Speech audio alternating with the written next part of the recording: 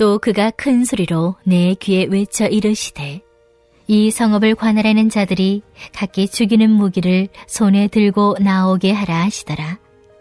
내가 보니 6사람이 북향한 민문 길로부터 오는데 각 사람의 손에 죽이는 무기를 잡았고 그 중에 한 사람은 가는 벼옷을 입고 허리에 서기관의 먹그릇을 찼더라.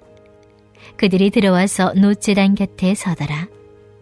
그룹에 머물러 있던 이스라엘 하나님의 영광이 성전 문지방에 이르더니 여호와께서 그 가는 벼옷을 입고 서기관의 먹그릇을 찬 사람을 불러 여호와께서 이르시되 너는 예루살렘 성읍 중에 순행하여 그 가운데에서 행하는 모든 가증한 일로 말미암아 탄식하며 오는 자의 이마에 표를 그리라 하시고 그들에 대하여 내 귀에 이르시되 너희는 그를 따라 성읍 중에 다니며 불쌍히 여기지 말며 공유를 베풀지 말고 쳐서 늙은 자와 젊은 자와 처녀와 어린이와 여자들을 다 죽이되 이마에 표 있는 자에게는 가까이 하지 말라.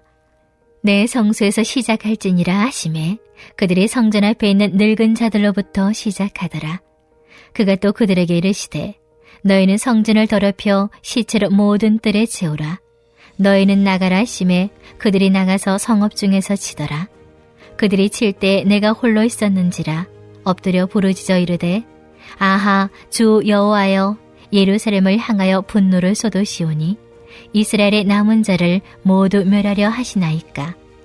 그가 내게 이르시되 이스라엘과 유다 족속의 죄악이 심히 중하여 그 땅에 피가 가득하며 그 성읍의 불법이 찼나니 이는 그들이 이르기를 여호와께서 이 땅을 버리셨으며 여호와께서 보지 아니하신다 함이라. 그러므로 내가 그들을 불쌍히 여기지 아니하며 공유를 베풀지 아니하고 그들의 행위대로 그들의 머리에 갚으리라 하시더라. 보라, 가는 벼옷을 입고 허리에 먹그릇을 찬 사람이 복명하여 이르되 주께서 내게 명령하신 대로 내가 준행하였나이다 하더라. 할렐루야. 말씀으로 하루를 여시는 우리 성도님들의 삶이 하나님의 긍휼의 마음으로 충만하셔서 세상을 향하여 우시기도 하시고 또 구원의 소망을 또 하나님의 영광을 세상 가운데 드러내는 그 축복 가득한 삶이 되시길 간절히 소망합니다. 오늘 본문은 에스겔서 8장부터 이어지는 환상에 대한 내용입니다. 이 환상의 주된 주제가 무엇입니까? 바로 심판에 관한 것입니다. 이스라엘 백성이 받게 될 심판이 그 주제와 내용인 것입니다. 그런데 여기서 우리는 더 주목해 봐야 할 게 있습니다. 그 심판의 내용도 중요하지만 심판이 어떻게 그리고 어디서부터 시작되는가 하는 점입니다. 3절 말씀을 보니까 그룹에 머물러 있던 하나님의 영광이 성전 문지방에 이르면서 심판은 시작됐다라고 말하고 있습니다. 하나님의 영광이 이동했다는 것에 초점을 맞춰봐야 합니다. 이게 어떤 의미인지 제대로 알려면 그룹에 대해서 먼저 이해할 필요가 있습니다. 그룹이란 창세기 3장의 말씀을 보니까 에덴 동산의 생명나무의 길을 지키던 것이었고 출애굽기 25장을 보니까 언약궤를 덮던 속죄소의 뚜껑에 새겨진 것이었습니다. 그리고 하나님께서는 이 두 그룹 사이에서 말씀하신다 하셨습니다. 그러니까 결국 이 그룹이 의미하는 것은 쉽게 말해서 하나님의 긍휼과 자비가 임하는 자리였다라는 것입니다. 그런데 오늘 본문은 이렇게 그 하나님의 긍휼과 자비 용서가 임재하였던 그룹의 자리를 떠나서 하나님의 영광이 이동했다라는 것을 말해주고 있습니다. 이는 더 이상 하나님의 긍휼과 자비 용서의 임재가 없다라는 의미인 것입니다. 다시 말해서 이스라엘의 죄악이 너무 크고 우상 숭배가 너무나도 왕왕해져서 이제 더는 하나님께서 속죄의 자리, 긍휼의 자리에 머무실 수 없는 상황이 됐다라는 의미인 것입니다. 여러분, 성도들에게 있어서 심판이란 무엇이겠습니까? 사고를 당하는 것, 건강을 잃는 것, 재물을 잃어버리는 것, 이런 것들이 성도들에게 심판이라고 할 수 있을까요? 아니요.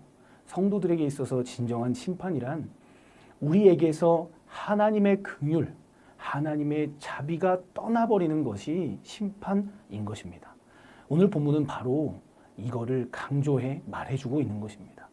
우리 안에 하나님의 긍휼과 자비, 그 대신에 암가품으로 가득 차 있고 누가 더 크냐 누가 이기냐 하는 경쟁의 마음으로 가득 차 있고 시기와 질투, 강팍한 세상의 방식과 논리만 가득 차 있다는 것 그 자체가 이미 심판이라는 것입니다.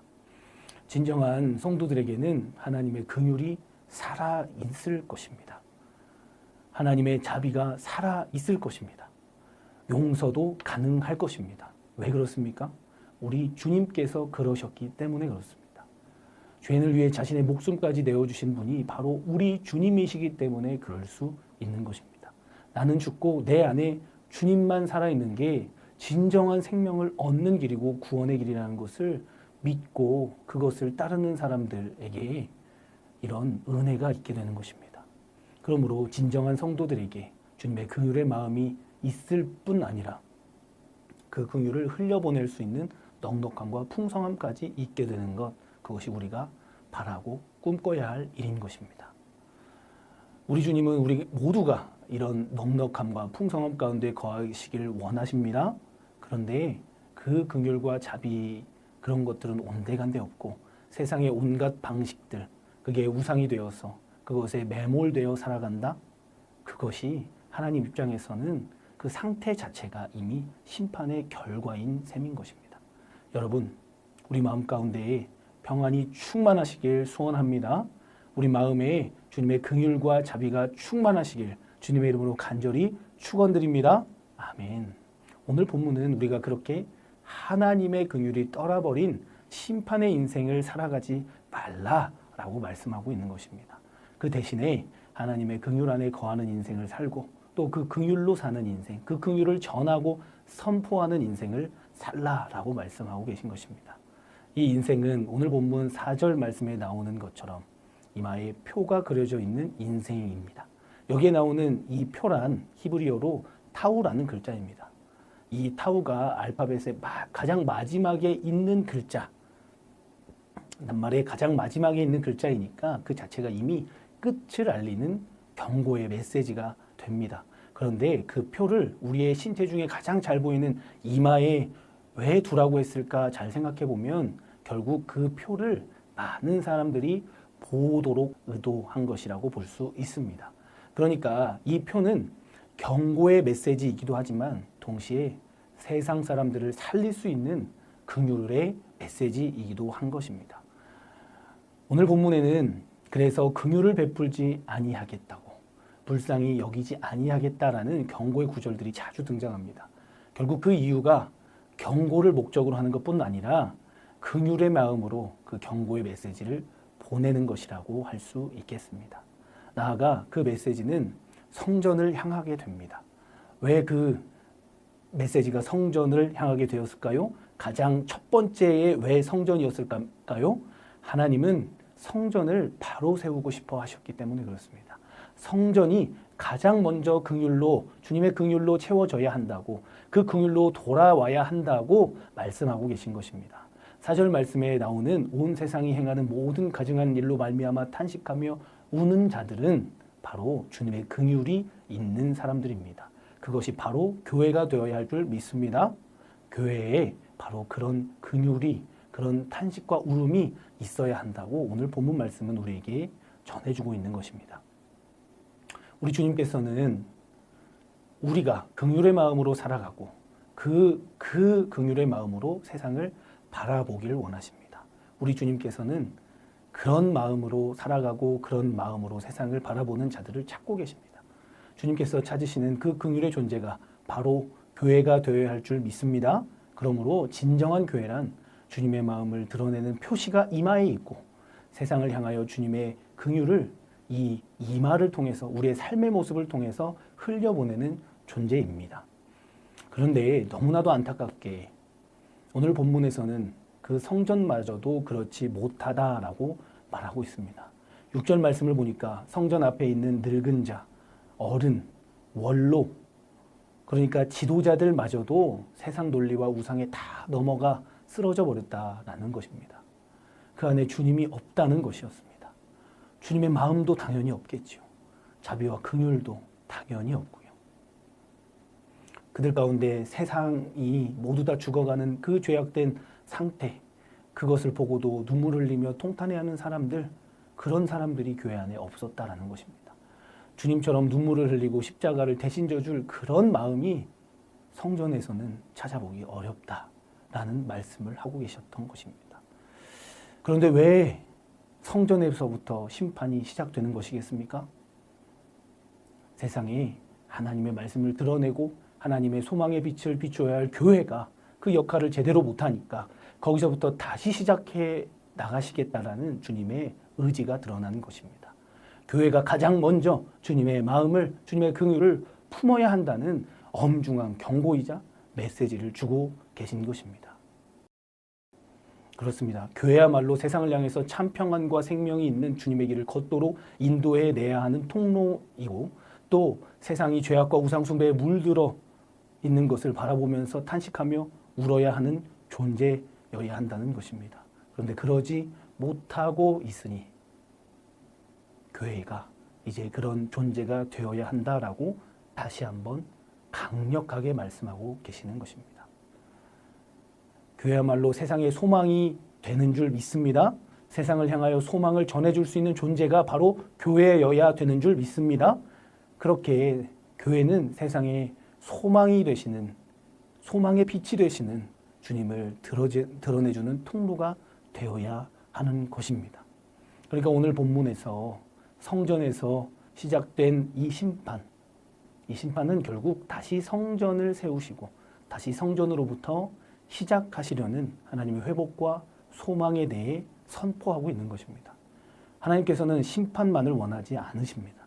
심판 자체가 목적도 아닙니다. 우리 주님께서는 심판을 통해 결국에 회복을 이루시고자 하시는 분이십니다. 우리로 하여금 주님의 긍휼의 마음과 소망을 품게 하시려 하는 분이십니다.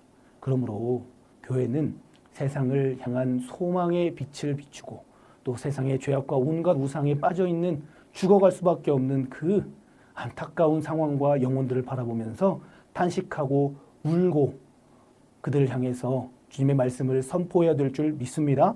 그래서 세상이 우리 교회의 교인들을 바라보면서 하나님의 긍휼의 표가 그려져 있구나. 하나님께서는 우리를 불쌍히 여기시고 긍휼의 눈으로 바라보고 계시는구나 하며 인정하게 되는, 그래서 하나님께로 돌아오게 되는 은혜가 있으시길 주님의 이름으로 간절히 축원드립니다. 아멘. 이제 말씀을 맺고자 합니다. 여러분, 오늘 본문을 통해 우리가 기억해야 할 한 가지가 있습니다. 그것은 바로 하나님의 심판, 하나님의 역사는 결코 그 목적과 끝에 심판 자체가 아니라는 것을 기억해야 합니다. 그 목적과 끝에는 긍휼과 자비와 사랑이 있다는 것을 우리는 기억해야 합니다. 우리는 지금 에스겔의 말씀을 살펴보고 있습니다. 우리는 이 말씀을 통해서 심판에 주목해 갈 수 있습니다. 그러나 우리 주님께서는 우리가 그 심판 너머에 있는 주님의 긍휼하심과 우리를 위하여 흘리시는 애통의 눈물을 바라보길 원하십니다.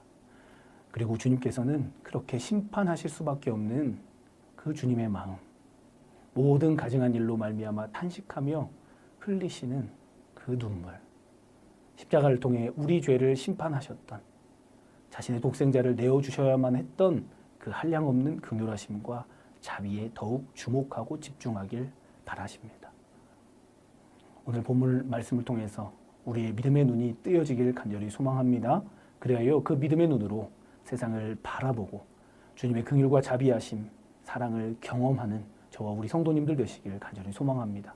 나아가 그 안에 머무는 것뿐만 아니라 주님의 긍휼과 자비와 사랑을 흘려보내는 축복이 있으시길 간절히 소망합니다. 그래야 마침내 오늘 본문의 말씀처럼 우리 모두가 세상 속에서 주님을 드러내는 거울이 되고 표가 되고 참 소망 되신 주님을 바라볼 수 있게 만드는 그 시작과 통로가 되시길 주님의 이름으로 간절히 축원드립니다. 아멘. 이 시간 말씀을 새기시면서 함께 기도하기를 원합니다.